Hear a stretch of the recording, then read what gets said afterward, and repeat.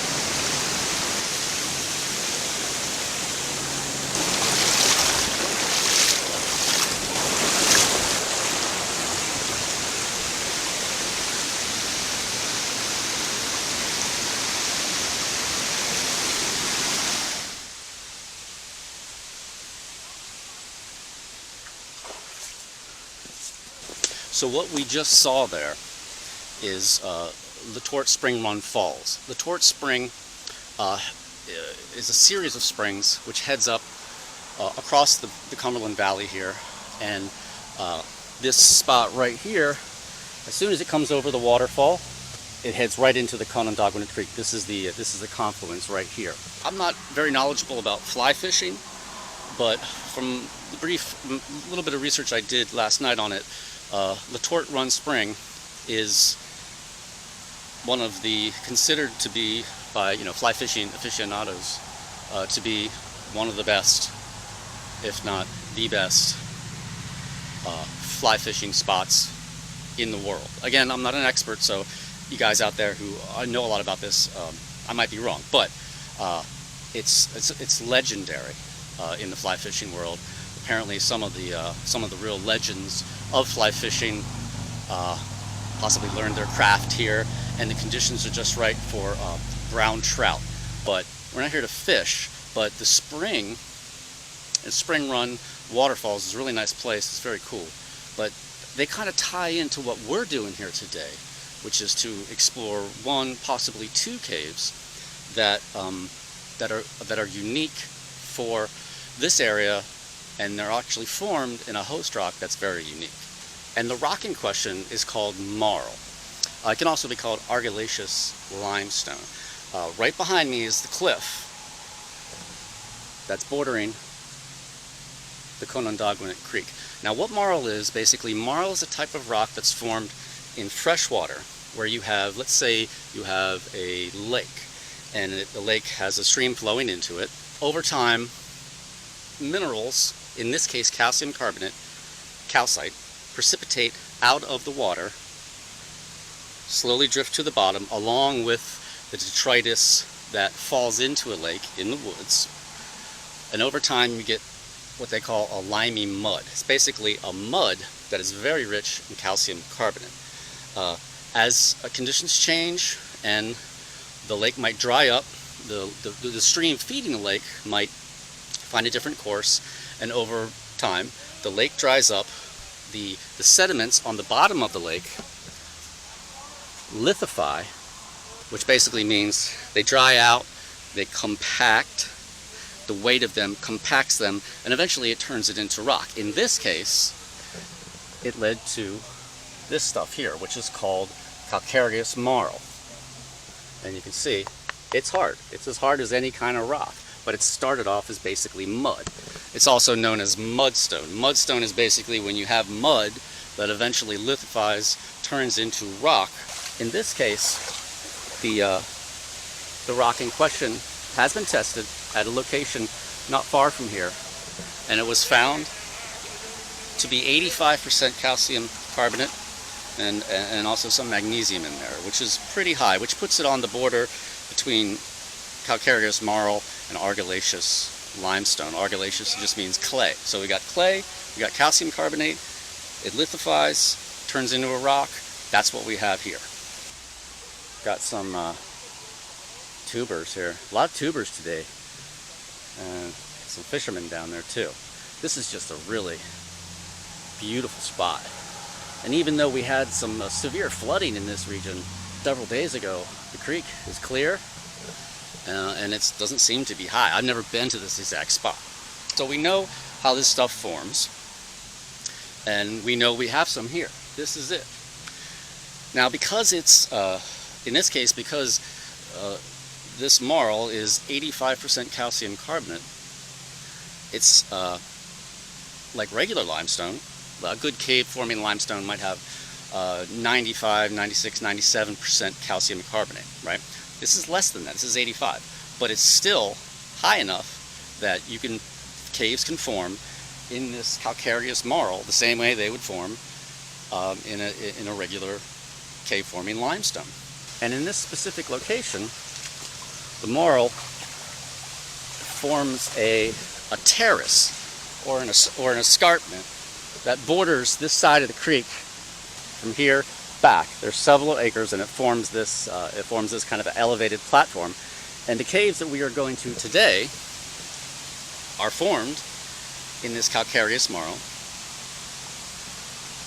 at this location. Now, what you may be asking your question, well, what does this have to do with the age? What does this have to do with these caves being, as I said before, possibly the youngest caves? Well, geologists estimate, or they theorize, that this marl was actually laid down as that lime-rich mud during the Pleistocene age. Now, the Pleistocene is a period that lasted from about 2.6 million years ago up to about 11,700 years ago, 12,000 years ago.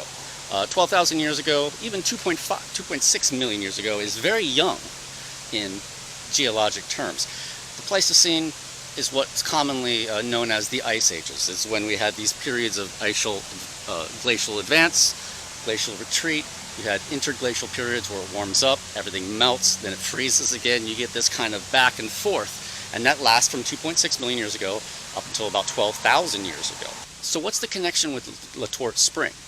My personal one, this is just me, a non-geologist, speculating, is that the Letort Spring Run supplied that mineral-rich water, okay? Because it's a spring, it's a karst spring, it's coming out of conduits, aka caves, underwater, beneath the Cumberland Valley. It comes to the surface. By the time it gets to the surface, the water coming out of the spring is very heavily saturated with calcium carbonate. So it comes out of the spring, flows across the surface, across the spring run, and when it got to this area, it probably formed a big pond or a lake of some type, and then probably the lake had a little spot where it overflowed into the Conodoguinet Creek. So we're talking 2.5 to 2.6 million years ago to 12,000 years ago. Now, I don't know exactly when this lake was in existence. It might have been in existence for quite a long time to lay down this much of this marl, okay? But because the spring water coming out of Letort Spring it has so much, it's so heavily saturated with minerals, when it formed this pond or this lake, that gave time and the right conditions, temperature and otherwise, for the calcium carbonate to precipitate out and form this limey mud at the bottom. At some point, the conditions changed, and the lake or the pond or whatever was there, it might have been only as big as this as the deposit of the Marl is.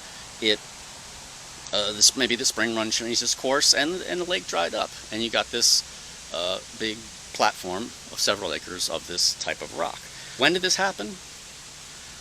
Sometime during the Pleistocene. My guess is that the geologists who research this area, what they're talking about in terms of youth is that these caves could have formed as the last period of glacial retreat was ending around 12,000 years ago. And as you can see here, there's some chunks of this stuff. Now, one thing you notice, because it is 85% calcium carbonate, and it is hard. That's hard. I mean, you slam your head against this, you're gonna wind up hurting. Is that it'll form caves like a regular limestone. And in fact, what you have right here, right on the side of the creek, is a remnant, an eroded remnant of a cave passage right here. See this there's a little grotto here, and you can see right here you have these little draperies. It's just covered in cave formations. And here you can even see the layering. You can see the individual layers depositing year after year after year after year after year inside this little pocket here. In fact, this whole thing right here was probably a cave room, because if you look, you can see probably has stalactites dripping off here. You have this whole cave wall covered in flowstone. Let's see what 2,500 lumens will do to light up the details inside this little grotto here. Yeah. Look at that. See that? See right up in there. And that's all flowstone. This is all stuff you would see in a regular cave. Now up at the top of this little dome here, some of the flowstone has been re-dissolved over time. Probably because once the creek cut down to expose the cave passage that was along the creek here, water started falling in from above and re-dissolving. But there you can clearly see cave formations. Cave formations. Cave formations. Go over here. There's some more formations on the side of the wall here. Right here, a huge chunk of the marl fell off the corner. Look, all up in there. Formations everywhere. So, I think one of the characteristics of this rock is that, and when we're going to find this, when we go into the cave, is that there's literally formations covering every square inch of this stuff. Because even though it's hard, I would imagine it's more porous than regular limestone. So you're just going to get this profusion of redeposited calcium carbonate. Right? Because I've seen pictures of this cave, and I have to give a shout out to Brother Muckers, who I researched this cave using all the great photos they have on their Facebook page. And look at this right here. Here's a huge formation. Look at that. And here it's been broken, right? And in some areas, it's not actually covered with the lichen and the moss, and you can really see the white of the calcite there. And here, you can see here's the individual layers. This whole thing right here is a giant chunk of flowstone. So enough of the talk. Let's go find the caves.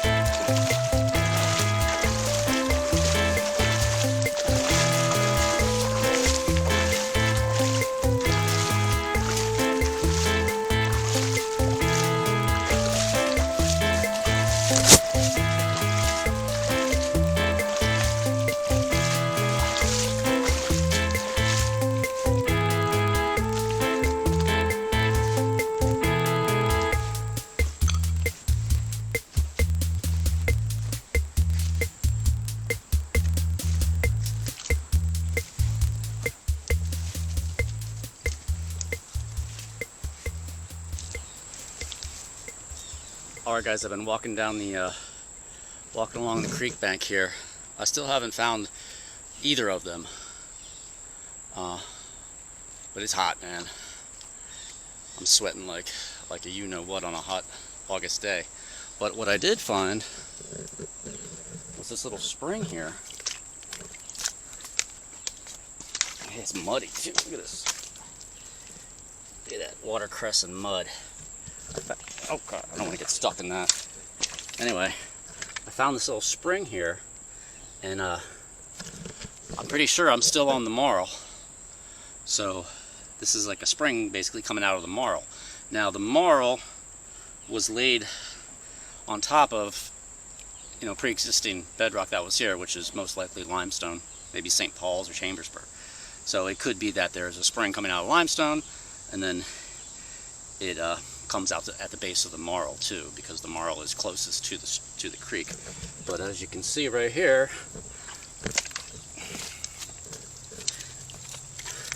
there is some water flowing right out of the earth here. Oh jeez, I need a good here's a rock.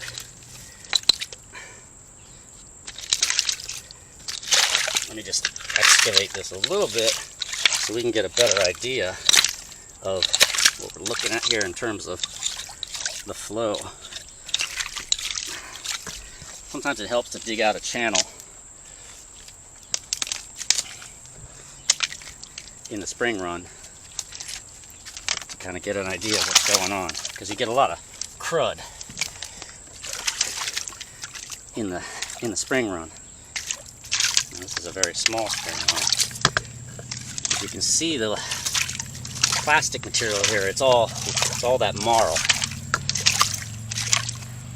There are some big limestone blocks along the creek, but I think those are just fill that people have been filling in an area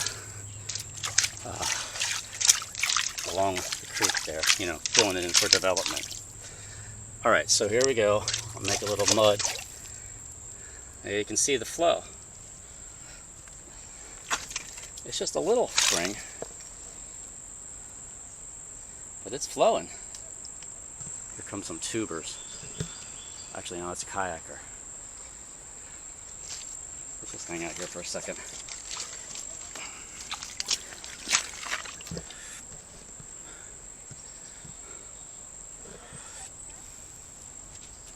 I'm gonna let the spring water wash off my boots.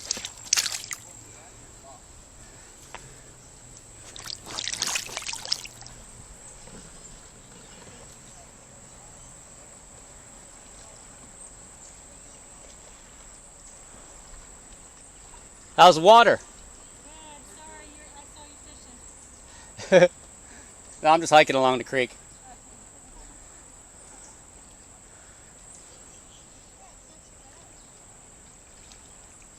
How far you guys go down? How far can you go downstream? This goes away.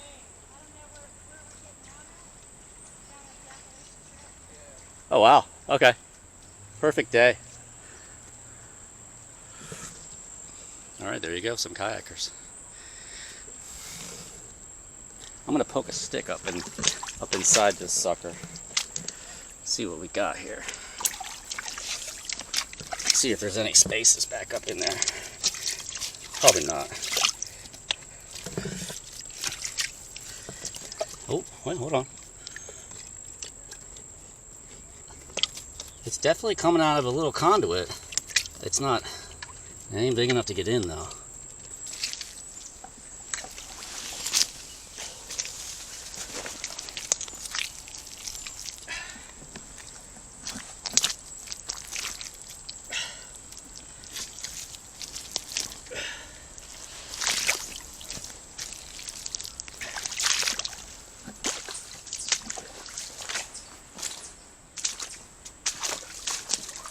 All right, we're starting to hit some outcrops here. So maybe we're getting close.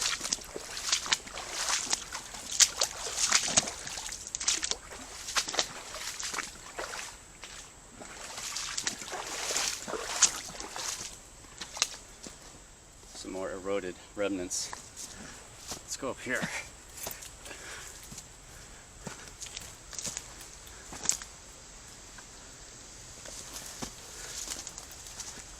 Ah, I think this is it. Well, I found it. Found the first one. And it's right on the banks of the creek. As you can see here, we get some of this marl outcrop. Now I came up here, there's quite a bit of trash here, right around the entrance. That's one of the entrances, there's two. There's another, there's like a skylight right over here. And my first thought was, maybe there's there was like a shoe here, and some things that you might use to, for food and stuff like that. So I thought, maybe there's a homeless person in here, or maybe there's a body in here or something. I don't know. I don't think so. Let's go check it out. All right, so here's the one entrance, and there is stuff in there. You see that? Anybody in there? Hello?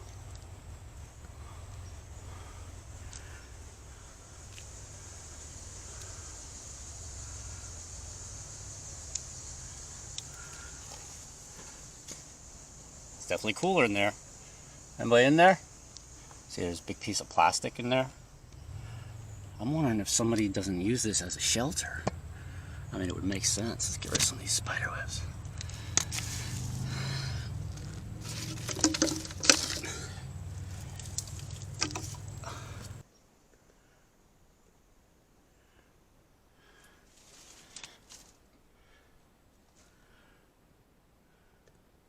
Look at this giant crack. There's a huge crack right in the heart of this formation. Now there is some trash in here.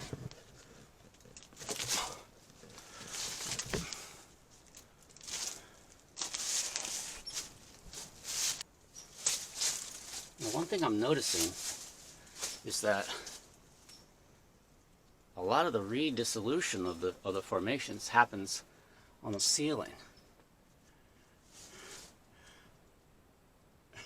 And I'm wondering if that has anything to do with moist, acidic air, hot air, kind of rising up and slowly eating away at the ceiling.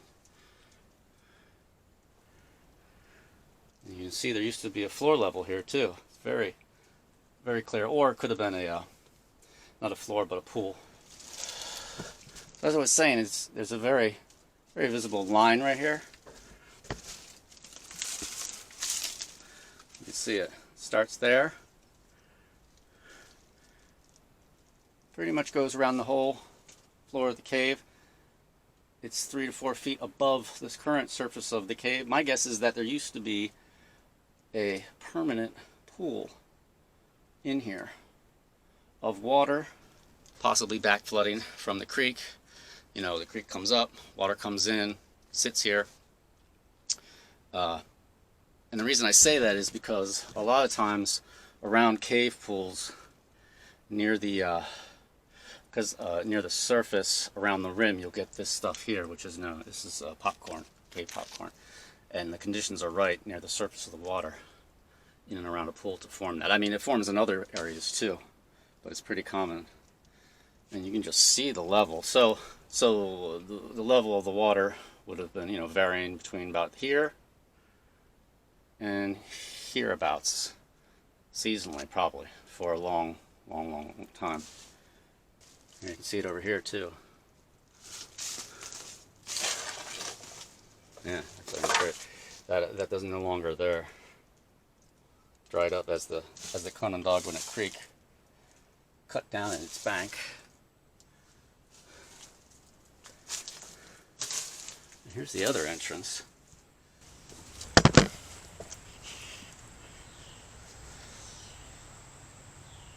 This would be like the skylight entrance or whatever.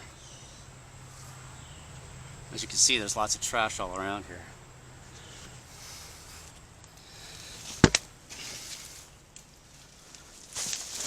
So this is a cave in Marl. Just profuse formations. I don't think there's a surface area in this whole chamber that isn't covered with formations. I mean, it's amazing. like I said before, because this marl is 85% calcareous, or calcareous, meaning the dominant mineral is calcium carbonate. And that's not as much as a limestone, and it has kind of a different lithification process than other limestones.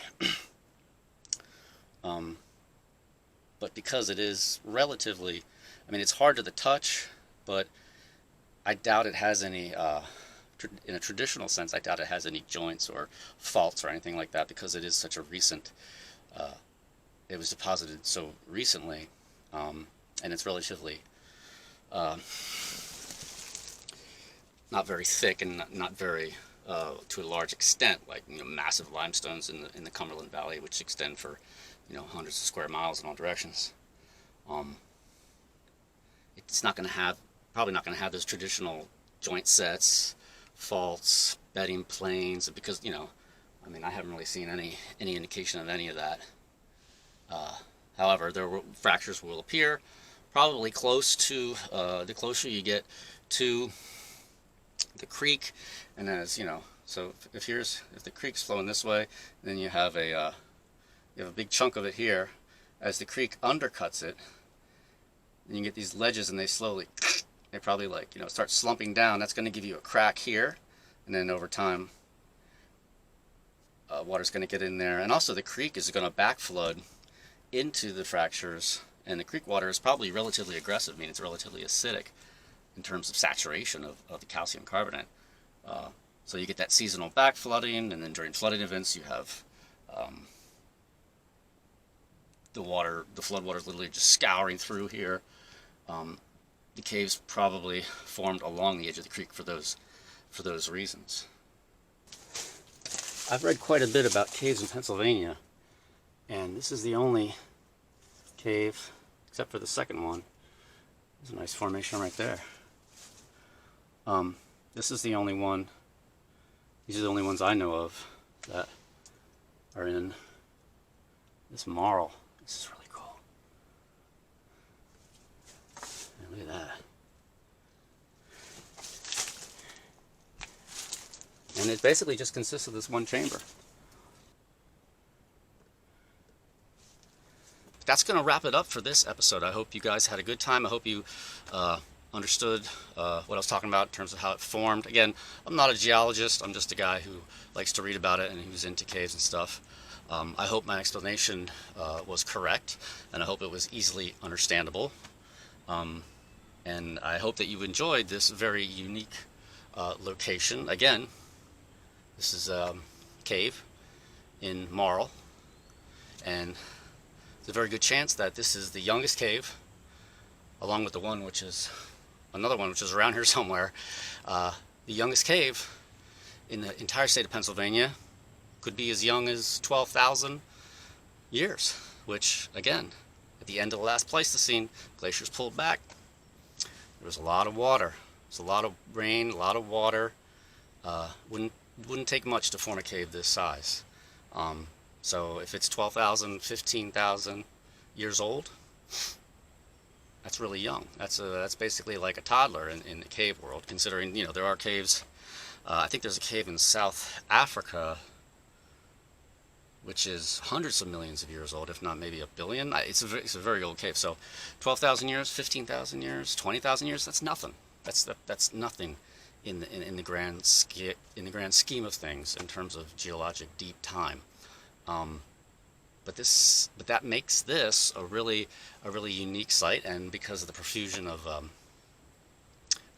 of formations in this cave, it's a unique, interesting place. So I hope you had a good time. I know I surely did. I always love to get underground, and that's basically it. This is going to be episode 30.